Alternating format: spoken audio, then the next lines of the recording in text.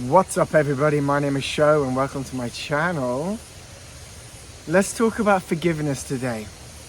And when I say forgiveness, I mean that space that we find ourselves in when we know we are holding on to something because someone did something to us or we did something to ourselves, and we're holding on to this thing, this anger, this frustration, this pain, this blame, like whatever that thing is. And there's a part of us that goes, there's no value in holding on to that. If we have enough awareness, we can go, I don't need to hold on to that. I don't need to hold on to that. Now, it takes a little bit of time sometimes to even get to that point where we don't need to, or where we see that we're holding on to something. And it might take a while to get to even that realization. And that's why we do things like practice, you know? We do things like practice and presence and mindfulness and yoga and things like this in order to help us have more presence in our life so that we can see more easily the energetic and the emotional world that is moving through us, around us all the time. So let's say we're holding on to some sort of anger towards somebody because somebody else hurt us. This is a pretty common one. Somebody said something, somebody did something or didn't do something that we wanted, expected, needed. And it hurt us. We feel hurt by it. We feel hurt by it. And there's a part of us going, well, it's their fault. They did it to us. Why did they do that? Why would they do that? And there's this blame, this finger pointing that happens, isn't there? And in a sense, we end up in those situations being in that place of victimhood. And it's like we choose to be the victim. How did they do that? Why did they do that? Why would they do that to me? And in that space of victimhood, it's okay. We are moving in, through and around victimhood to perpetrator, to victimhood, to perpetrator, to victimhood, to perpetrator. All the time, all of us. Some of us are more on one end of the scale or the other. But oftentimes, if we're on this path of, let's say, awakening, of spiritual growth, of self-development, we are noticing that we move between the two depending on who we are hanging out with in life. None of us are perfectly in the middle all the time. That's not possible. We are an orbing, ever-moving sea of energy. Although I'm living on the other side of the world right now, I'm British, and I do like my morning cup of tea as I sit here in this beautiful Balinese jungle. So we have the perpetrator and the victim, and we're playing out that story of victim if we think somebody else has done something to us. For sure. We're even playing the victim if we are, let's say, angry at ourselves, frustrated at ourselves. It's like, why didn't I do that better? Why couldn't I have done that better? Why aren't I doing it this way? Whatever story you're playing, the story exactly doesn't matter. It's here I'm pointing to the emotional dynamics, the energetic dynamics of the space that we are orbing and moving through all the time in this field of energy we exist as. So how do we forgive? And why would we forgive? Why can't I hold on to my hurt forever and always blame them? Why don't I just always blame them? Like, oh yeah, I don't like that person anymore. They did this to me. I'm never going to talk to them again. I'm just going to go this way and ignore them. I'm just going to like blank them when I see them in the room. Or whatever it is. Like, you can come up with all these like patterns that the mind wants to create in order to protect yourself. And then we create all these levels of control in our system, which over time isn't going to offer you freedom. In fact, that's all the stuff that we unconsciously did when we were young, and it's created who we are in adulthood. And quite often, if you look back to the beauty of that we were as kids, like how much light and love and power and joy curiosity and excitement and just bliss we used to live in as kids, right? And then we like create all these like levels of mind over the top of the pureness of our hearts. And so this process of awakening, spiritual ascension, whatever you want to call it, is this process of returning back to the true nature of that which we are, you are. And we do that through a process of letting go and releasing, through forgiveness, through opening up. So in forgiveness, we are coming to the realization that actually, if we are holding on to that resentment or anger or frustration with somebody else outside of us, that itself is like drinking your own poison. It's like, I've got some poison here, I want to give it to them. But actually, like, I'm the one holding the emotions, the negative emotions. Even if it's right to say that that person treated me inappropriately, right? It doesn't mean I have to live with the anger inside my own body for 20 years. And that's where forgiveness comes in. Forgiveness is an opportunity for you yourself to become more free. It's not even about the other person. We use the other people in our life, we use the mirrors in our life to help us grow ourselves. We utilize community and a family to see ourselves. Everybody is a mirror, everybody has something to teach us. So, in this sense, what is it that we do? We forgive. We forgive, and we forgive because we know it's the best medicine for ourselves, not to smooth things over with the outside world. Of course, that it helps in forgiving and offering forgiveness to ourselves and the world around us. It does smooth things over, but we don't do it for that. We do it to find our heart again. We do it to not drink our own poison, and we do it not to hold on to pain inside of our body, which will over time turn into dis-ease. Disease. Literally all physical manifestations come from unprocessed trauma and emotions. Everything. Because everything is energy. And thus everything is emotion. Emotional motion. Emotions, energy moving. And that is in this dance with the physical world. The sense is the physical world. So we forgive. There's many ways to go through the process of forgiveness. If it's a small thing, it might happen quite fast. If it's a big thing, according to what you experience it as a big thing, then it might take longer. It might need some more power. When I say longer, I don't mean time-wise, actually. It's not necessarily about the length of time it can take to forgive somebody. The forgiveness can happen like that. It's more about the intent and the power behind that particular emotional resonance in the moment to bring about the alchemy of what is there. So let's say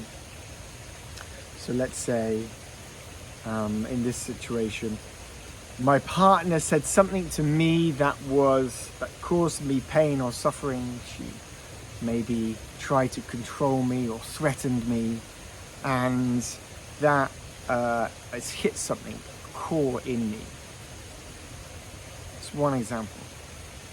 I can run away, I can ignore her, I can hide, I can lash out. Or I can be with her in my mind's eye. I can be with her and see where she's at. And this is where this word compassion can come in. Like, anything that she said to me, expressed to me, that wasn't coming from a place of love, was coming from her own suffering. It's coming from her own pain, her own traumas, her own patterning in life. And I can think it's all about me and be hurt and play victim and blame her and react in unconscious ways. Or I can find another level, if I can, find another level of that compassion inside myself to see her for who she is. To see her for who she is or was in that exact moment. And it's not easy to do that sometimes.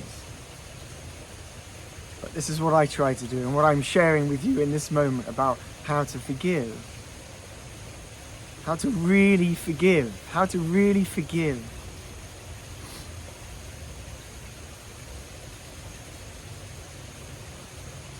So you take that person in your mind's eye, you bring them into your field of awareness, that person that you believed hurt you.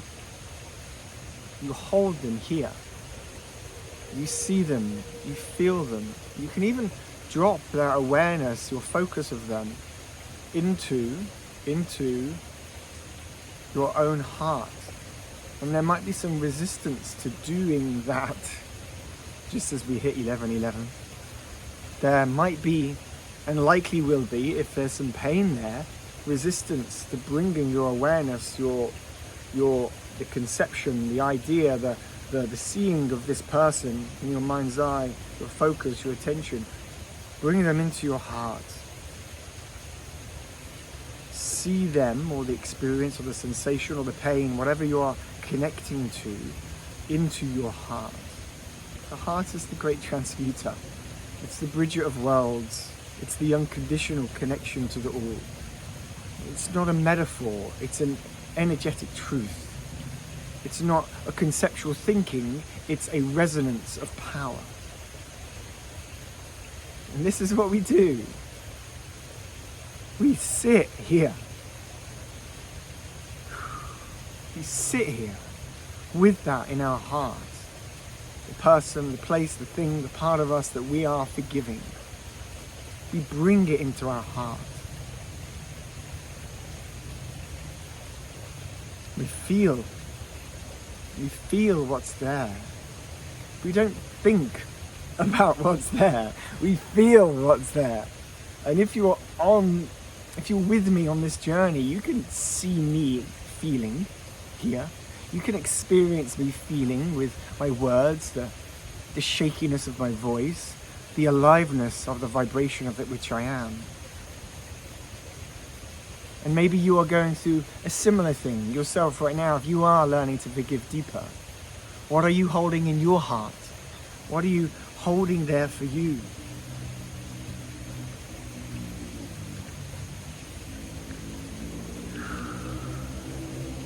Be there.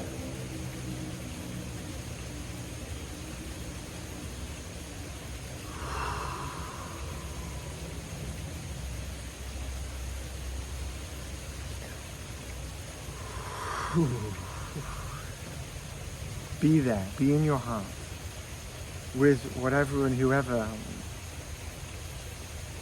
you feel as if might have hurt you or discounted you or made you afraid, or a part of you that you're forgiving. Whatever it is, bring that awareness of whatever that is, whatever space, shape, color, emotion, sensation, picture you have, inside here, into your heart. And I know I'm repeating myself, because the more I say it, the more that your conscious parts and your unconscious parts will follow along to this experience. And be here. Feel what's here inside your body. We truly live in a very disembodied world. A deeply, deeply disembodied world. We are a very cerebral species at this time space.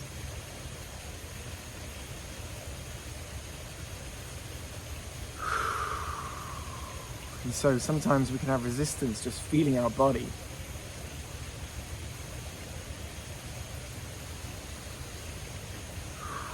Being with that heart, being with that heart, being with that heart.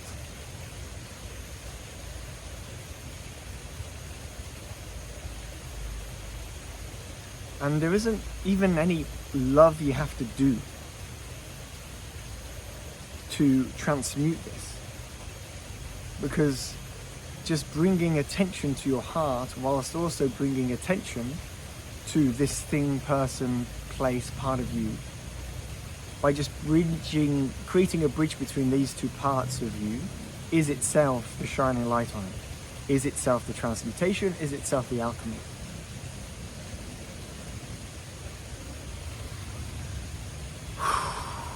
So let's stay here for another maybe 30 seconds to a minute, being in this space,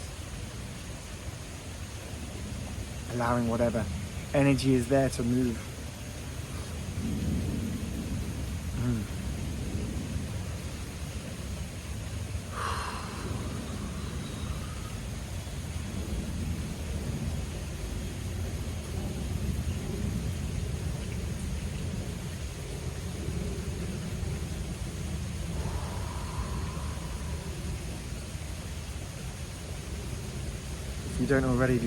If you don't already have your hand on your heart, you're invited to as well. It helps keep our attention there.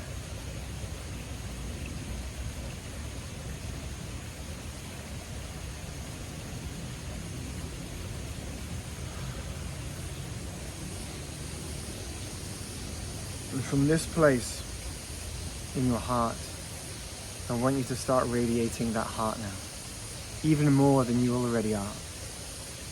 You can probably already feel the heart resonating if you've been focusing on this part of your body for the last 5 minutes or so. But I want you to now stay feeling that resonance of heart. Stay with that feeling of the resonance of the heart. Whatever it feels like to you, this gooey, bright, joyful, just deep reverence and love, however you describe it, just being with that thing, that experience, that sense of the heart, and starting to expand it. You can imagine it expanding out from your heart space, the center of your chest, and just getting bigger and bigger. Just imagine it getting bigger and bigger. Imagine it getting bigger and bigger and bigger. And as we imagine this sensation getting bigger and bigger and bigger, we are just increasing the power of the intention of this practice, which is the transmutation of any pain, hurt, fear, anger towards whatever it is that you brought into your heart earlier. And we're just expanding this heart, the resonance of the heart, to just blow that away. Just to let that go now. And to come back into love for yourself and for all those around you. For you and for all those around you. Because ultimately, everybody around you is you. Even if we all do have different lenses onto the world, ultimately, deep down, we're all the same thing.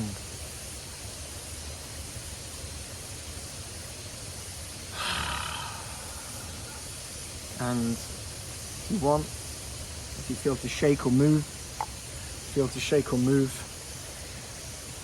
feeling that expansion of the heart, allowing it to open, shake, open.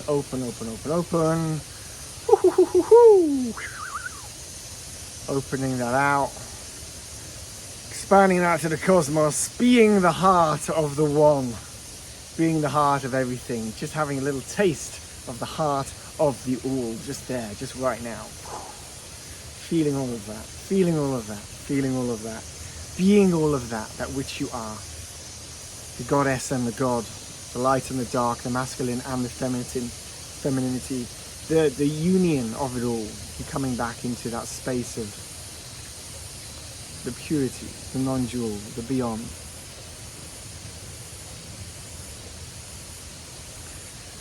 And noticing, after that short journey together, noticing how you're feeling right now.